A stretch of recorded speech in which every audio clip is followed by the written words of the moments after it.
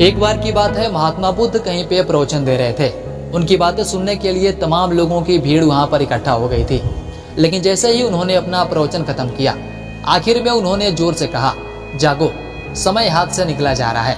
इतना कहकर वे मंच से नीचे उतर जाते हैं और अपने एक शिष्य को बुलाकर कहते हैं कि मेरा काम तो यहाँ पर खत्म हो जाता है, चलिए हम थोड़ा सा बाहर घूम के आते हैं। अभी वे बाहर जाने ही वाले थे, तभी उनके सामने एक खूबसूरत औरत आती है। वह कहती है कि प्रभु, मैं आपकी बातें सुनकर इतना खो गई थी कि मैं भूल गई थी कि मैं एक नर्तकी हूँ और मुझे पास के राजा के पास नाचने जाना है। अगर मैं वहाँ समय पर नहीं पहुँचती तो राजा मुझे उसकी बहुत बड़ी सजा देता, इसलिए आपका याद दिलाने के लिए बहुत बहुत धन्यवाद। इतना कहकर हाथ जोड़कर वो औरत वहाँ से चली जाती है। उसके जाते ही महात्मा बुद्ध के सामने एक लंबा चौड़ा काला व्यक्ति आता है। आते हुए कहता है कि हे प्रभु, आज मैं आपसे कुछ भी नहीं छिपाऊंगा। मैं असल में एक डाकू हूँ और मुझे पास के गांव में डाका डालने जाना है। लेकिन आपकी बातें सुनकर मैं भूल गया था कि मैं कौन हूँ और क्या करने आया हूँ।